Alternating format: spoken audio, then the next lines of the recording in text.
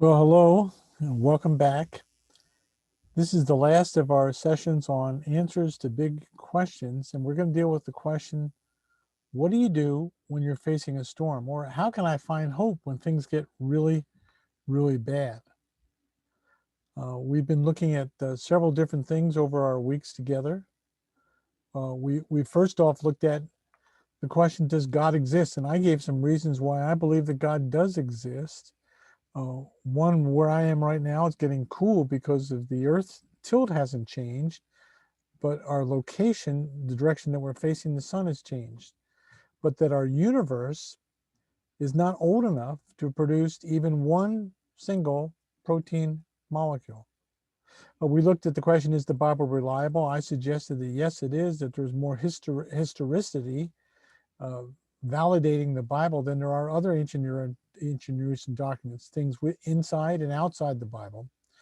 Was Jesus more than just a good man? And we looked at his character and his miracles. And tonight we're going to look at a story that shows he was both God, but he was also both man.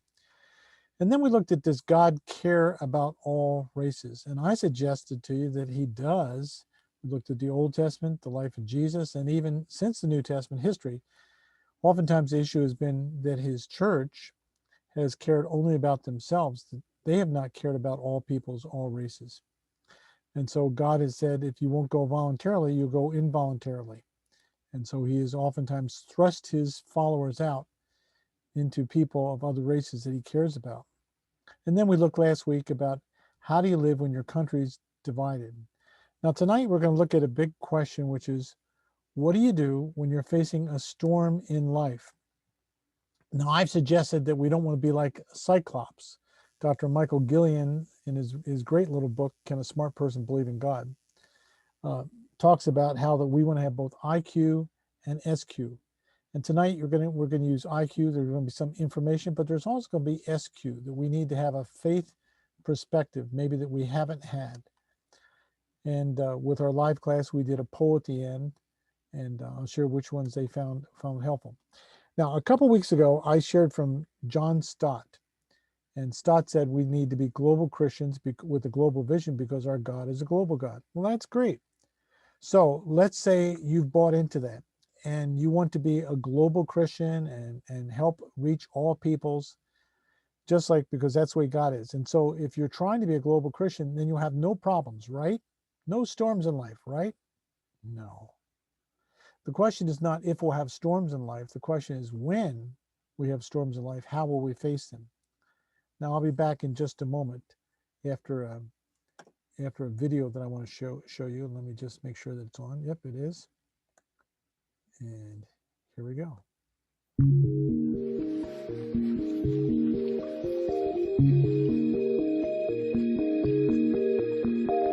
I know your story. I've read it cover to cover, and I know the storms that will come. The waves will swell and the sky will darken. Though you'll fight against the current, you'll be swept away. You'll feel helpless and abandoned, and you'll wonder where I am in the midst of it all. I know this isn't the way you thought our relationship would work. But my plans are not for my comfort or yours. My purposes are always and only an expression of love. The scars in my hands are proof that love will sometimes lead you directly into the storm. Though you can't understand my plans, you can trust in one thing, that I am entirely good. You can't even imagine how good I am, and my plan for you is no different. When you shout asking where I am, know that I am right behind you, with my arms wrapped tightly around you, whispering, I will never let go. For you are the pinnacle of my creation and the center of my affection. There will come a day when I will quiet every storm and wipe away every tear. In that day, there will be no more pain or death. But until that day comes, I will be your anchor in this storm.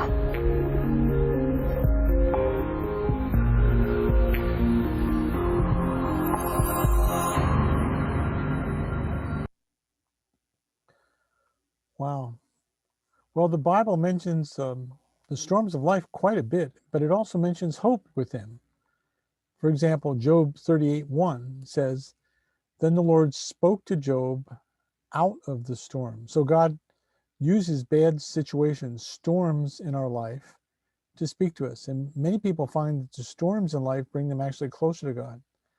Now, here's an interesting verse. Psalm 107, verse 29. He stilled the storm to a whisper. The waves of the storm were hushed. God has the ability to still the storm. By the way, if later on when we look at the story tonight about Jesus, if that's not a prophecy showing Jesus is God, I don't know what isn't. That he is able to still the storm to a whisper, to make the waves just be hushed. Isaiah 25:4 says, "You have been a refuge for the needy in their distress, a shelter from the storm." And I think there's scores of believers who would say that God didn't keep them from the storm, but he sheltered them in the storm. And Jonah 1:12 says, "Pick me up, throw me into the sea. It'll become calm. I know that it's my fault that this great storm has come upon you." Sometimes the storms in our lives are our fault. Now, I know that's not politically correct, but sometimes the relational storm, the financial storm, the physical storm, the spiritual storm that we're in is because of us. And in those times, we admit it and we repent and we change. But what about those times when we're trying to follow God and we're trying to do what Jesus has told us to do, and then storms come up? Well, that's tonight's story. We're going to look at a story about Jesus to help us find help and hope when we face life storms. And now let's set the story up. Like many of us today, Jesus is exhausted. Now, day and night, he has been teaching, and he's been preaching, and he's been healing, and he's been setting people free. And then there's no electricity. Then after all that ends, by the light of the fire every night, he's teaching his disciples. And that goes on day after day after day. He is the Son of God. He's the infinite God-man. But this story starts out showing Jesus is so exhausted from ministry that he falls asleep. But by the end of the story, we'll see Jesus is more than just an exhausted man. Okay? Here's the story in Luke chapter 8, verse 22 through 25. One day, Jesus got into a boat with his disciples, and he said to them, "Let us go across to the other side of the lake." So they put out, and while they were sailing, he fell asleep. A windstorm swept down on the lake, and the boat was filling with water, and they were in danger. They went to him and woke him up, shouting, "Master, Master, we're perishing!" And he woke up and rebuked the wind and the raging waves. They ceased, and there was a calm. He said to them, "Where's your faith?" They were afraid and amazed, and he said to one another, "Who then is this, that he commands even the winds and the water, and they obey him?" Now, this is a photo of Syracuse, where we lived for 10 years, and the Lake of Syracuse, called Onondaga Lake, like where we live in Cleveland, a lot of Indian names. Syracuse is about 24 square miles, and it sits just barely above sea level at 380 feet. And if you live in Syracuse, you know about how living around a big lake affects and even brings up storms, especially snowstorms for us in winter. One year we had 170 inches. And we used to watch the forecast, because where you were in relation to that lake in the city, you get a different forecast. Now, this is a photo of Cleveland, where I live now, and our lake, Lake Erie. Cleveland is about 82 square miles, and it sits above sea level at about 653 feet. And if you live near Cleveland, you know how living around a big lake affects and even brings storms, especially snowstorms in winter. Now, this is a photo of the Sea of Galilee. That's also the Sea of Galilee behind me. Now, while Syracuse is about 24 square miles and the city of Cleveland is about 82 square miles, the Sea of Galilee is 64 square miles. So it's bigger than Syracuse, a little smaller than the city of Cleveland. But while we in Cleveland sit at 653 feet above sea level, the Sea of Galilee is the lowest freshwater lake on our planet. And it sits over 1,000 feet lower than us, almost 700 feet below sea level. So Cleveland is 653 feet above sea level. The Sea of Galilee is 700 feet below sea level. And while Lake Erie is wider and longer, at its deepest spot, the Sea of Galilee and Lake Erie are the same, 200 feet deep. So it wasn't unusual for violent storms to unexpectedly come up on this sea. Now you can see here, this is the lake in tonight's story. Sometimes it's called the Sea of Galilee. Sometimes it's called Lake Tiberias. The Romans, when they invaded and took over the country, they gave everything their name. So they called it Lake Tiberias after Tiberius Rex, one of the emperors. But the locals, the natives, they still called it the Sea of Galilee. It's 13 miles long. It's about 8 miles wide with lots of towns all around it. And so Jesus in the story decides that he and his ministry team would travel from his present location, wherever it was, we don't know where it was, to the other side of the lake. Now, if you've been with us before, you know that this is Galilee of the Gentiles, and this is all Gentile area. Decapolis, where they speak different languages. They have pigs. These are not Jewish people. Now, we don't know where Jesus started from, but we know where he ended up, somewhere here on the southeast side of the sea.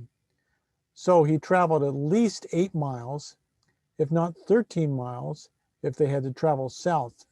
Either way, that is a long way to travel when a storm comes up, especially in a small fishing boat. Now you can see here that the Sea of Galilee sits below sea level in this kind of rift between the Mediterranean Sea on the west and the Arabian Desert, or what today is called the Golan Heights on the east. And what would happen is winds would just come whipping down this gorge, and it would turn the sea into just a chopping nightmare, especially if you're not on the western edge, but trying to cross the whole sea and get 8 or 13 miles to get to the other side. So in the story, they are on the sea, and all of a sudden winds from the mountains are funneled 600-700 feet down below sea level to the lake that they're riding on. And cold air and warm air meet in this natural basin, and they're stuck in this terrifying storm. Here's an actual photo. You can see one of the huge storms coming up on the Sea of Galilee. Can you see the rain coming down? This is an actual photo in the middle of a storm. This is not a painting. This is an actual photo in the middle of a storm on that Sea of Galilee. And I think, wow, that's scary. Now, the boat used by the disciples and Jesus was, quote, substantial for the sea for that time, but boy, I sure wouldn't want to be in it. Maybe it was one of their business fishing boats. We know several of the disciples were professional fishermen.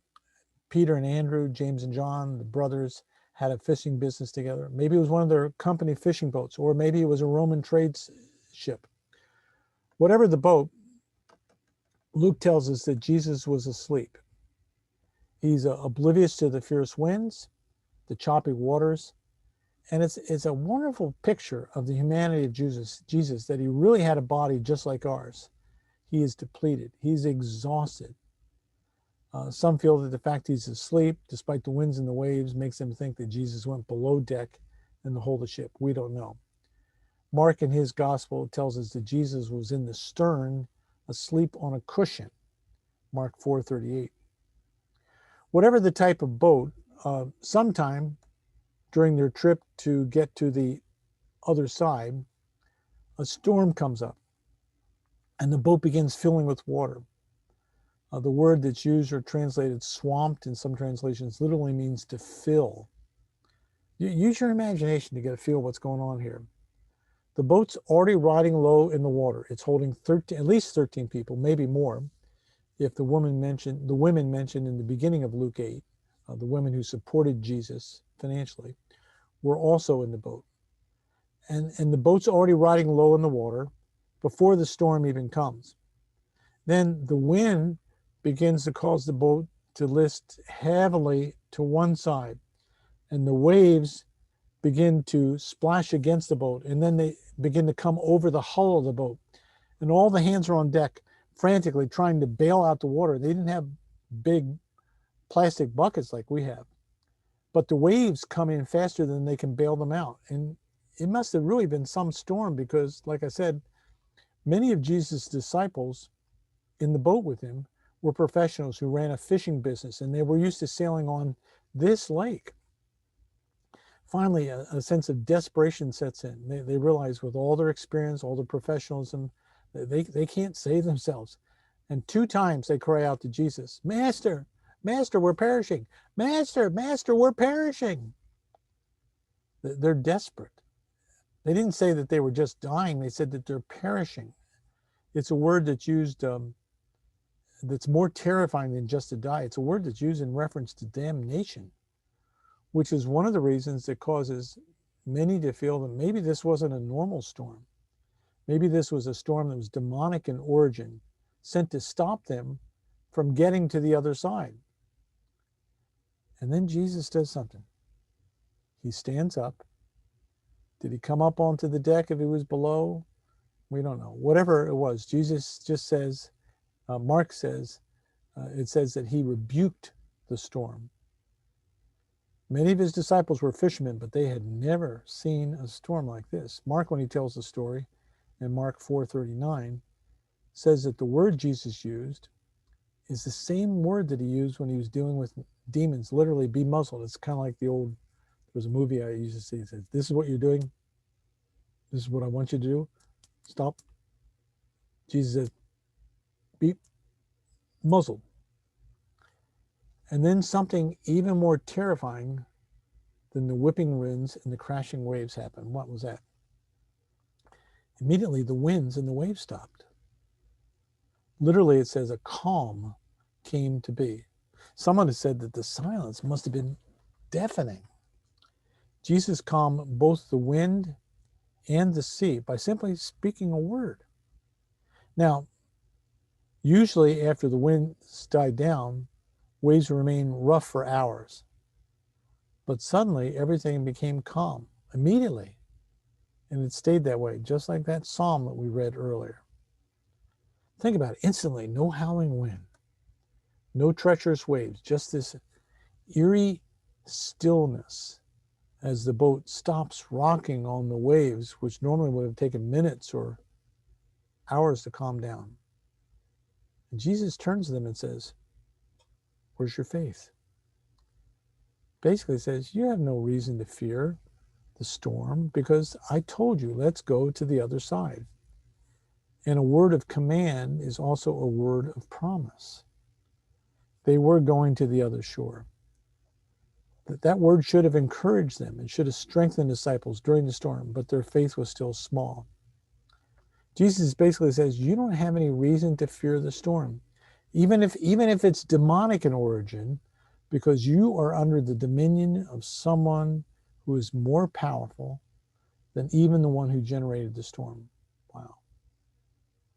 The disciples are afraid. They're amazed. They're wondering, who is this Jesus that we're following? Some of them had come to the point that they accepted him as a great teacher. Some of them had come to the point where they accepted him as a great prophet, maybe the prophet. But they hadn't connected all the dots. They didn't see the full extent of who Jesus was, that he's, now hear this, not just a powerful, godly man, but the all-powerful God who became a man. Let me say that again. Jesus is not just a powerful, godly man. He is the all-powerful God who became a man. And the disciples were afraid. But Jesus isn't afraid. He kept on sleeping. He knew his Father was in control. They cried out, "Master," but their problem really wasn't the storm around them. Their problem was the unbelief within them. So here's our final takeaway as we finish this last session of our answers to big questions. Here's the point. If you want to get to the other side, you got to go through the storm. If you want to get to the other side, you've got to get through the storm. If you want to get to the other side, you've got to go through the storm. Someone, I think it was John Ortberg, rightly said, if you want to walk on water, you've got to get out of the boat. That's true. But it's just as true, if you want to get to the other side, you've got to go through a storm. What's your storm? Is it self-created? Or is it something that was created because you're right where Jesus asks you to be? You're trying to be a godly parent, a godly wife, a godly husband, a godly man, a godly woman. You're trying to serve faithfully. You're witnessing for Jesus. You're leading. You're maybe moved into an unreached people group. If you want to keep going to the other side where Jesus has told you to go and stay in the boat and go through the storm, what can you do? Well, you can stay in the boat with Jesus. You can turn to Jesus in prayer. You can be honest with Jesus. That's what they did. Share your fear, share your frustration, but also watch what Jesus does and let it increase your faith. And maybe ask yourself, or maybe you ask God, how might this storm be an indication we're moving closer to the destination He sent us to? In life, you can have calm seas and go nowhere. Or you can go through the storm and come to the land of miracles. When we follow Christ, we will always encounter storms, problems, persecution, temptations.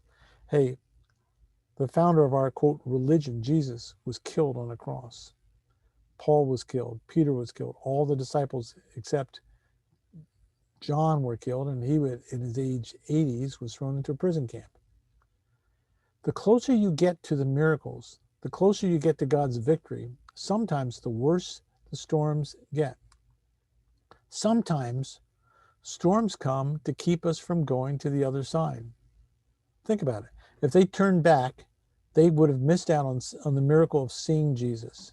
If they turned back, they would have missed out on the miracle of seeing Jesus' majesty and His glory. If they turned back, they would have missed out on seeing God in a whole new light.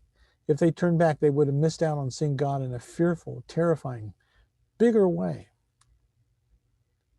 To get to the other side, we've got to go through the storm.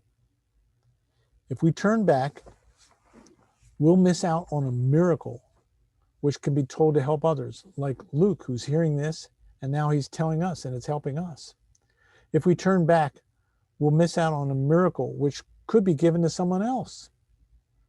The miracle that followed this, the man who was freed, who was demonized, when he was spiritually trapped, it wouldn't have happened if it wasn't for this.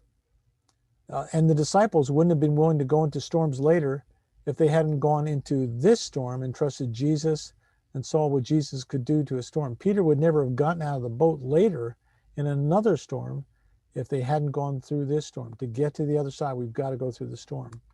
Storms will always be a part of the journey, but they're not the end of the journey.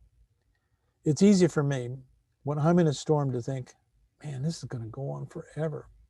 God's abandoned me. He doesn't care. But storms are temporary. Even when they feel they last way too long. Eventually the healing comes, even if it's the ultimate healing of death. Eventually the pain is replaced with strength. Eventually the prayer is answered. Eventually the reward is given. When you're in a storm, that's not the time to make directional decisions. The disciples did. They stayed in the boat and they turned to Jesus. They didn't give up. They didn't turn back. They didn't look for someone else to trust other than Jesus and turn away. A lot of times we're told that after death, we're told don't make any big life directional decisions for 6 months. Why? Well, because we can't see because of our emotional pain. When we're in a storm, we can't see the other shore. We can't say, are we just going into the storm? Are we in the middle of the storm? Are we almost at the edge of the storm?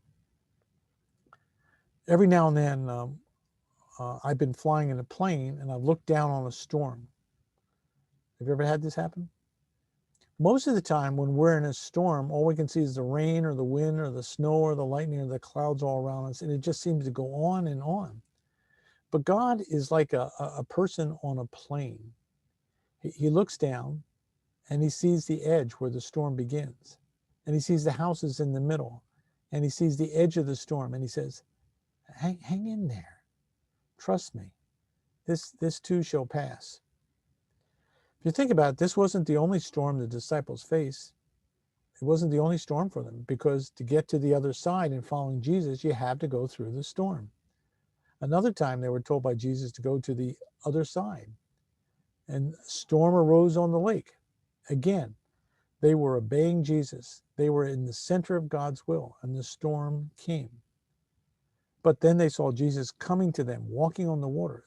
They would never have seen that miracle unless they had gone into and stayed in the storm in obedience to Jesus. In that storm on the lake, Peter got out of the boat. Yes, if you want to walk on water, you got to get out of the boat. But first, you have to obey and go into the storm and stay in the storm. And then you'll see Jesus coming to help you and challenge you to take a step of faith. So, only in the storm did they see the miracle of Jesus walking on water.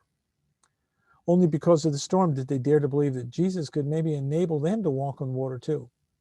If you think about the Apostle Paul, man, he faced all kinds of physical storms. He was often shipwrecked. He was in storms for days. Storms, problems, are often God's means of moving us to pray. And prayer always comes before the vision, before the miracle. So, what did they do in their storm? Or what can I do? What can we do when we're in a storm? Well, one thing they did was they obeyed Jesus. It's one thing to be in a storm that we've made because we've messed up. And if that's the case, get right with God and obey him. They obeyed Jesus. But they also stayed with Jesus. They didn't decide to head back to shore. It is better to be in a troublesome relationship storm, an emotional storm, a financial storm, a leadership storm, a ministry storm, a spiritual storm, and be with Jesus than to be alone without him. They stayed with Jesus. But they also were honest with Jesus. They were honest with Jesus about their fear. They said, Master, we're perishing. We're not just dying, but we feel like we're perishing. Don't you care? Be real with Jesus. He knows your heart already, so bring him the real you. And they cried out to Jesus. They prayed. I find many times in the storms of life, we just gripe. We just complain. We whine. We strategize. But we never pray and cry out to Jesus. They cried out to Jesus.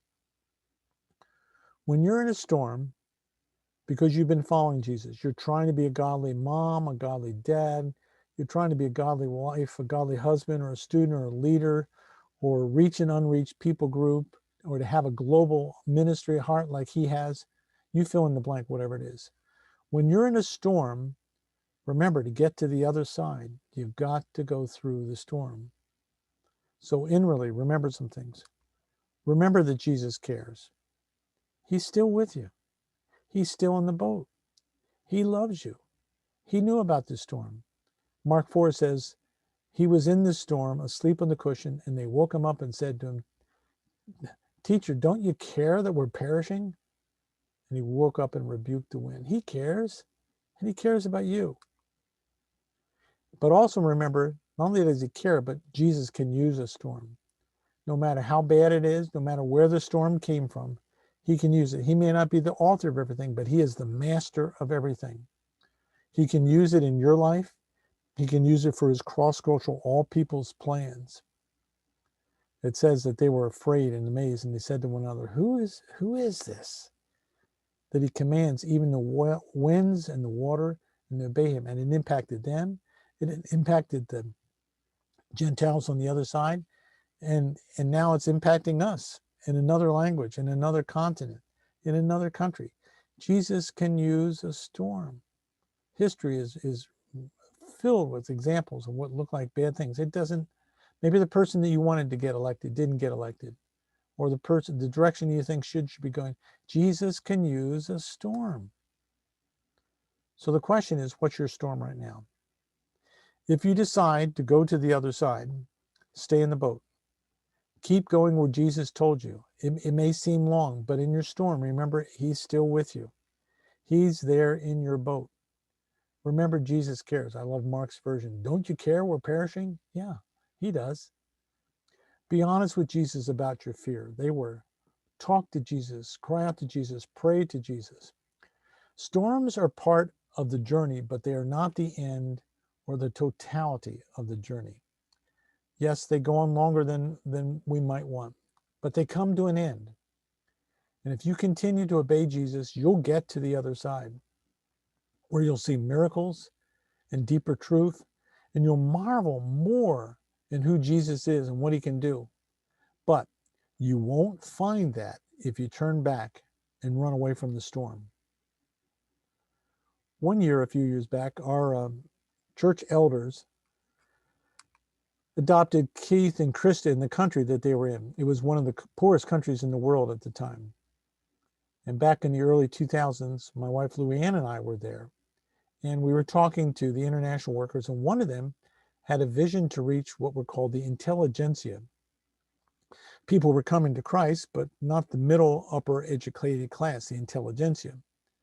And so they tried to reach them. And then that international worker who had sparked this idea, he got sick. Matter of fact, he got sick. He had to come back to the US and he died. But for the next 10, 15 years, the team kept on. And they faced a storm. The country's majority religion caused all kinds of setbacks and problems, but they prayed and prayed. And then a couple of years ago, they began English classes using the Bible. And they saw an incredible interest. They had up to 200 people coming because the people wanted to learn English so they could do business or politics with people who spoke English. But then they have hundreds of people coming, and then a storm comes again. They had problems with the building that they were using. So they began to dream about, could we get our own land and maybe build our own building, a place where we could teach English or sports or computers or business, and it's a means of helping people and introducing them to God. And at the end of that year, our leaders felt led to set aside $40,000 to give to them. And after the elders adopted the country, we contacted Keith again and said, are there any big dreams or needs? And so he talked with their team there in the capital, and they had this dream of this center in the city. At the time, it was the fastest growing city in Africa with almost 2 million people, but only 1% of them were Christ followers. And so then we began to pray about how could we give towards it. And I said, one day, wouldn't it be neat if someone from our church could be standing there at that center and seeing hundreds of people being impacted for Jesus, never knowing that a few years later, not one, but a family would go there and would move there to help with medical needs. And then another storm arose up from the majority religion, and now they're going to a hospital elsewhere in Africa to help. The point is, they just kept on, and Jesus knew the miracle for your kids or your family or your marriage or your ministry or your finances or that person you're praying for, that unreached people group you're trying to reach, is always on the other side of a storm. If you want to get to the other side, you've got to go through the storm. So I'm asking myself two questions right now. I encourage you to ask yourself too. What is your storm? And what do you need to do in the boat while you're in this storm? Maybe you need to do something inwardly. Maybe need to remember or to realize that Jesus is with you, that storms aren't forever, that Jesus cares. And the only reason you're in a storm is because you're obeying him right now. Remember, it's not just a command to go to the other side, it's a promise. Or do you need to do something outwardly? Maybe you need to be honest with Jesus, or you need to verbally cry out to him or pray to him.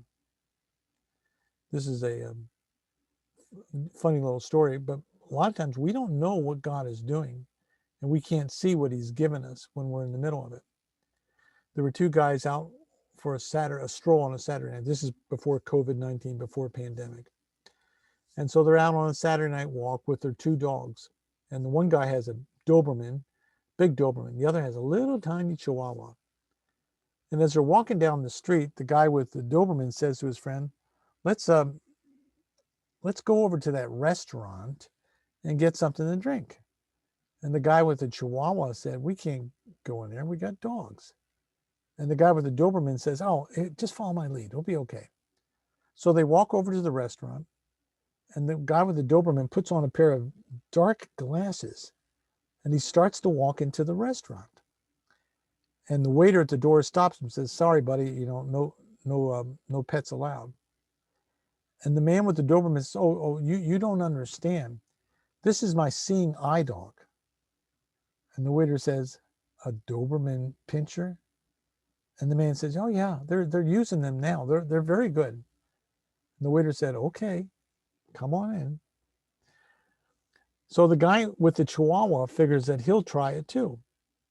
So he puts on a pair of dark glasses and he starts to walk into the restaurant. And he knew his story would be a little more unbelievable. And once again, the waiter comes and stops him and says, sorry, buddy, no pets allowed. And the man with the Chihuahua says, well, you don't understand. This is my seeing eye dog. And the waiter said, a Chihuahua. And the man with the Chihuahua said, a Chihuahua? A Chihuahua? They gave me a Chihuahua? Sometimes we can't see what God is giving us in the storm or what God is doing when we're in the storm. But Jesus is still there with you. And that storm around you is there because you are living out what Jesus has asked you. Remember, he's still with you. He's in your boat. He may seem to be asleep, but he cares for you. It may feel like you're perishing, but in the big scheme of things, you're not perishing. Jesus somehow, some way, can bring good out of your bad. He can still those waves in a moment with just a word. Joseph can be beaten up by his brothers and thrown into a hole in the ground and sold into slavery and try to be a godly man and lose his job in Potiphar's household and get thrown into prison and help a baker and a cupbearer with their dreams and then be forgotten about for several years. But then suddenly God elevates him to prime minister and he's able to save the lives of thousands, millions of Gentiles and Jewish people from around the world. He may seem to be asleep, but he cares for you. To get to the other side, you got to stay in the boat. You got to keep heading in the direction Jesus asked you to go. To get to the other side, you've got to go through the storm. Don't give up. Don't turn back. Don't lose hope. Don't despair. He is the one who called you to go to the other side. Do whatever you need to do in the boat in your storm. Remember, he's with you. Remember, storms don't last forever. Remember, this is an obstacle that's come up simply because you're heading where Jesus wants. He cares about you. Be honest with him. Cry out to him. Pray to him. Tell him how you're feeling and cry out to him for his help. And one day, like the disciples, you'll look back and the storm will have stopped. The waves will have stilled. The wind will have ceased. And you'll be over there on the other side, seeing the miracles of Jesus. And you'll be able to tell others like Matthew, Mark, and Luke did. You'll be able to tell your story about when you were in a storm, and a relational storm, a spiritual storm, a financial storm, a physical storm, and how Jesus brought you through. If you want to get to the other side, you got to go through the storm. Now, since this is our last time together, I want to close with something a little different. I want to pray for you. And this is a prayer from Ken Gire, G-I-R-E. Those of you who are on my mailing list, tbruner001@gmail.com, got an email with this prayer. If not, Ken, I like Ken Gire because he writes devotional biblical stuff. He takes a biblical story and he makes it real, and then he makes and you can Google this online, incredible moments with the Savior, intimate moments with the Savior. Ken Gire got one of them where it's put all together. Ken Gire, where it's a devotional book, Moments with the Savior, Devotional Life of Christ. Ken, K-E-N, Gire, G-I-R-A. But he has a prayer from one of the books. I'm sorry, I can't remember which one. But let me pray this prayer for you. Dear Master of the wind and waves, help me when the sudden storms of life come crashing over me with their fierce winds and frothing waves. I've seen enough storms, Lord, to know how quickly peaceful circumstances can turn into catastrophe. I've seen the strong become weak with disease. I've seen the freest of spirits become enslaved with addiction. I've seen the brightest of stars fall like meteors in a streak of dying fame. I've seen respected preachers and politicians disgraced to become the laughing stocks of the land. I've seen banks go bankrupt, the riches taking wings on the updrafts of plummeting markets. I've seen fortunes lost in gold, silver, and precious stones. I've seen dynasties of oil, real estate, and stocks swept overboard to the bottom of the sea. I've seen the faithful lose faith. I've seen happy marriages with hopeful beginnings end up on the rocks of infidelity, and I've seen prodigals blown off course to sink in a sea of sin. Yes, Lord, I have seen a lot of storms. Too many of other people's to feel untouchable. Too many of my own to feel critical or proud or unsympathetic. Some dear people I love, Lord, are going through some tempestuous times right now. I pray that you would be with,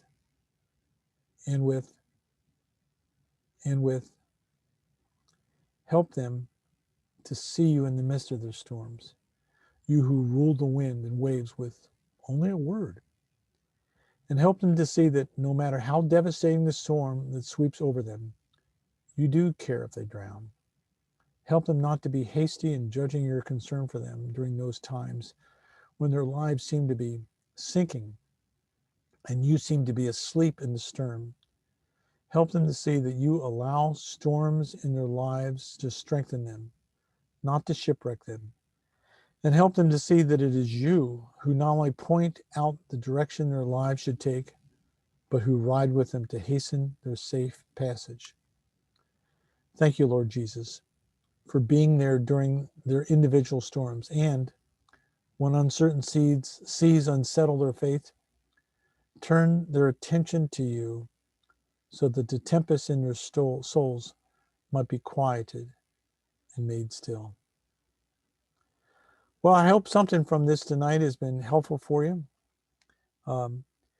If you're taking steps to get to the other side, maybe cross-culturally, you can go to our organization, Mission Next, MISSIONNEXT.org. We've got a new quick start, and it will link up your skills and passions with the needs of how you can help God and his great commission around the world. Short term, for a couple weeks, long term, rest of your life, a couple years. And it's all free. If I can help you in any way, feel free to contact me. Check out the other videos here on this YouTube site, or you can go to my site, 5020 Vision, and find more there. God bless you. Remember, to get to the other side, you got to go through the storm. The storm is not the end. It's just part of the journey. God bless you.